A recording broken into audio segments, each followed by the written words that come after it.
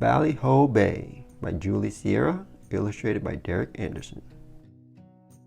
Every Saturday morning on Ballyhoo Beach, Mirabella, the artist, had classes to teach. She taught etching and sketching to grannies and kids, and undersea sculpting to swordfish and squid. All the beach was abuzz with fantastic creation. The seagulls' collage were trash art sensation. Pelicans painted, crabs dabbled in clay, and seals made mobiles out of paper maches. Otter drew silly self-portraits with pencils, and sea squirts dyed t-shirts by spitting on stencils.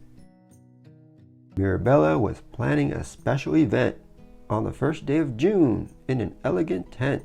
The Ballyhoo Art Fair was going to take place, along with the recycled art cycle race, for creatures with feathers and flippers and fins, where everyone enters and everyone wins. But the last day of May dawned gloomy and gray.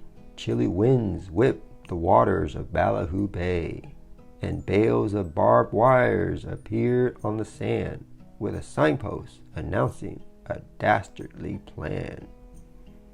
Penthouse apartments for 9 zillion each, a parking garage where there once was a beach, a crystal casino as high as a cloud.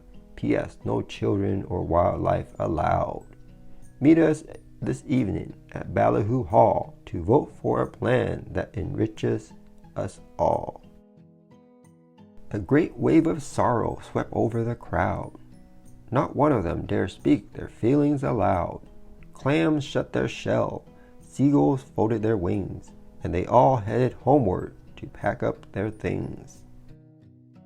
Mirabella cried, "Nonsense! We won't move away. This ridiculous notion is only Plan A. Let's create a Plan B and save Ballyhoo Bay." They rolled out the elegant tent and unzipped it. Mirabella drew lines and the hermit crab snipped it, and everyone painted the places they love, the sea and the sand and the sky up above.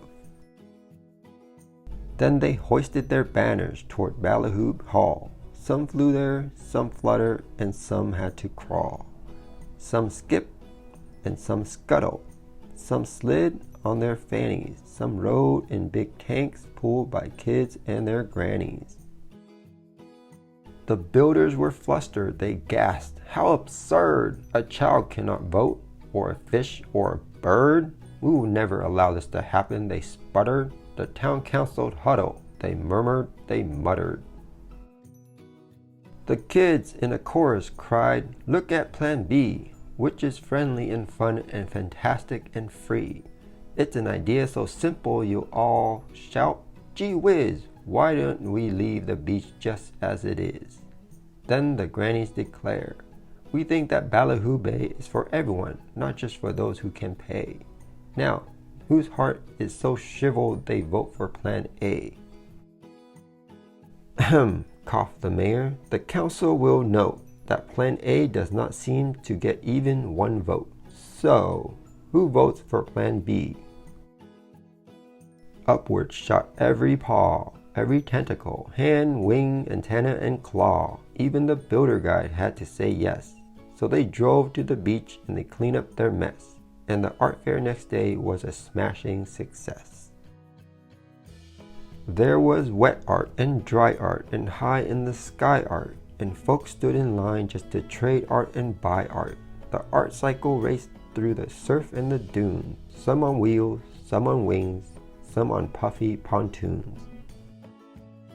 Otter drew everyone's portrait as prizes, and sea squirts sold t-shirts in all shapes and sizes. Mirabella gazed out through the surf and the spray as the sun set resplendent on Ballyhoo Bay. "Truth is beauty," she said, and they both saved the day.